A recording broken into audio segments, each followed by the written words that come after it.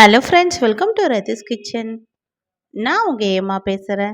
இன்றைக்கி நம்ம சேனலில் இறால் குழம்பு எப்படி செய்கிறது தான் பார்க்க போகிறோம். ஃப்ரெண்ட்ஸ், எப்போவுமே இறாவை கிரேவி தான் செஞ்சு சாப்பிடுவோம்.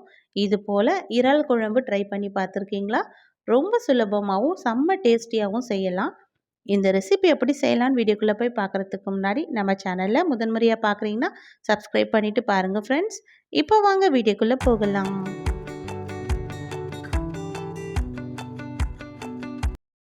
ஃப்ரெண்ட்ஸ், இந்த இறால் குழம்பு செய்கிறதுக்காக முதல்ல நான் புளி ஒரு லெமன் சைஸ் அளவுக்கு எடுத்திருக்கேன். இதை நம்ம தண்ணியில் கொஞ்ச நேரம் ஊற வச்சுருக்கலாம். இப்போ நம்ம இந்த குழம்பு ரெடி பண்ணுறதுக்காக ஸ்டவ்வில் ஒரு கடாய் வச்சிடலாம். கடாய் நல்லா சூடானோடனே 50 ml அளவுக்கு எண்ணெய் சேர்த்துக்கலாம்.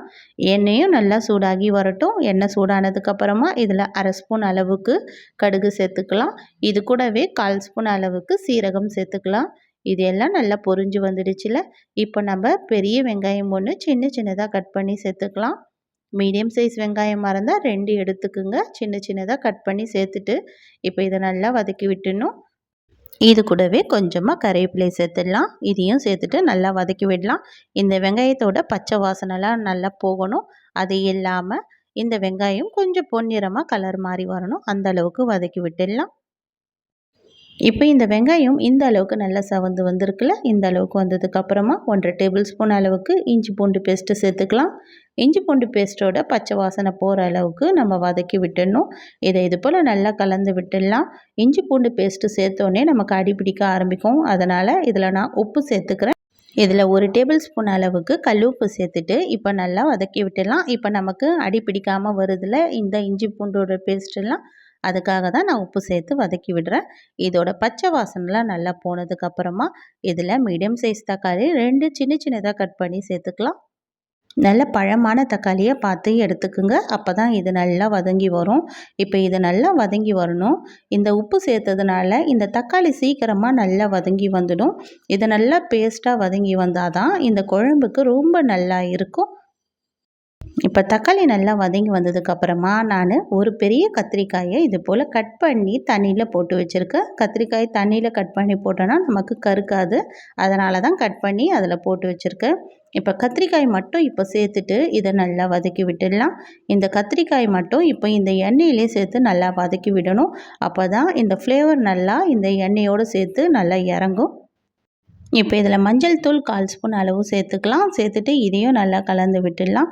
இது கூடவே குழம்பு மிளகாய் தூள் 6லேருந்து 7 டேபிள் ஸ்பூன் அளவுக்கு என்னுடைய காரத்துக்கு ஏற்ற அளவுக்கு நான் குழம்பு மிளகாய் தூள் சேர்த்துக்கிறேன். இது வீட்டிலே அரைச்சி வச்சுருந்த குழம்பு மிளகாய் தூள் தான். அதனால் என்னுடைய காரத்துக்கு ஏற்ற அளவுக்கு நான் குழம்பு மிளகாய் தூள் சேர்த்துக்கிறேன். சேர்த்துட்டு இப்போ இதை நல்லா கலந்து விட்டுடலாம்.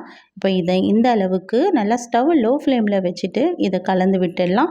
கலந்து விட்டுட்டு இப்போ நம்ம இதுலேயே இப்போ இது கூட ஒரு முருங்கைக்காய் கட் பண்ணி சேர்த்துடலாம். சேர்த்துட்டு இது கூடவே ஒரு பெரிய உருளைக்கிழங்கை பார்த்து கட் பண்ணி இதையும் சேர்த்துக்கலாம். தோலை சீவிட்டு தான் நான் சேர்த்துருக்கேன். இப்போ சேர்த்துட்டு இதையும் நல்லா கலந்து விட்டுடலாம். இந்த மிளகாயோடு சேர்ந்து இந்த காய்கறிகள் எல்லாம் நல்லா கலந்து வரட்டும். இப்போ இது போல் நல்லா கலந்து விட்டுட்டு இதில் ஒரு 1/2 டம்ளர் அளவுக்கு தண்ணி சேர்த்துடலாம். தண்ணி சேர்க்குறதுனால இந்த குழம்புல இருக்கிற மிளகாயோட நெடியெல்லாம் நமக்கு குறையும். அதுக்காக தான் நான் தண்ணி சேர்த்துக்கிறேன்.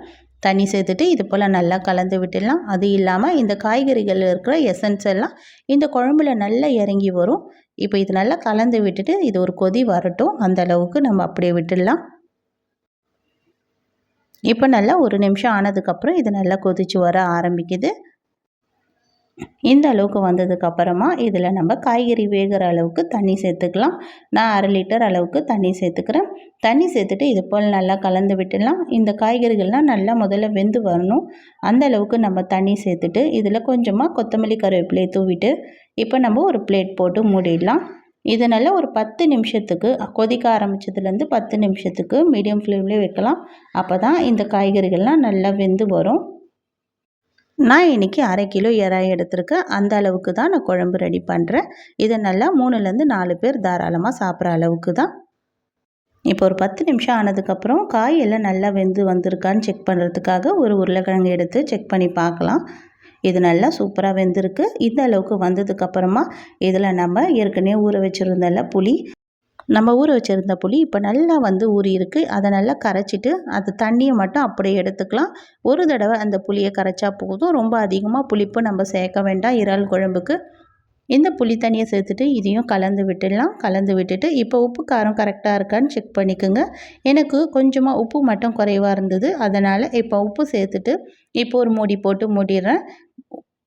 நம்ம புளி தண்ணி சேர்த்துட்டு இந்த மூடி போட்டு ஒரு 2-3 நிமிஷத்துக்கு ஸ்டவ் ஹை ஃப்ளேமில் வச்சு கொதிக்க வைக்கணும். அந்த அளவுக்கு கொதித்து வந்ததுக்கப்புறம் இப்போ குழம்பு கொஞ்சம் திக்காக ஆரம்பிக்குது. இந்த நேரம் நான் 1/2 கிலோ இறாவை நல்லா க்ளீன் பண்ணி வச்சுருக்கேன். இதை நம்ம தண்ணியெல்லாம் வடிச்சிட்டு இந்த இறால் அப்படியே சேர்த்துக்கலாம். இறால் சேர்த்துட்டு ஒரு 5 நிமிஷத்துக்கு ஸ்டவ்வை மீடியம் ஃப்ளேம்லேயே வச்சுட்டு அப்படியே கொதிக்க வைக்கலாம். இந்த இறாலும் நல்லா வெந்து வந்துடும். அது இல்லாமல் குழம்பும் கரெக்டான திக்னஸ் நமக்கு வர ஆரம்பிச்சிடும். இதை நல்லா கலந்து விட்டுட்டு இதையும் ஒரு மூடி போட்டு மூடிடலாம். இப்போ ஒரு 5 நிமிஷம் ஆனதுக்கப்புறமா இது நல்லா இறால்லாம் வெந்து வந்துடுச்சு. இதை நம்ம ஓப்பன் பண்ணி பார்த்துட்டு இது போல் நல்லா கலந்து விட்டுடலாம். இந்த குழம்போட திக்னஸ் கரெக்டாக இருக்கான்னு பார்த்துக்கோங்க. கரெக்டாக இருந்ததுன்னா ஸ்டவ்வை உடனே ஆஃப் பண்ணி விட்டுடுங்க.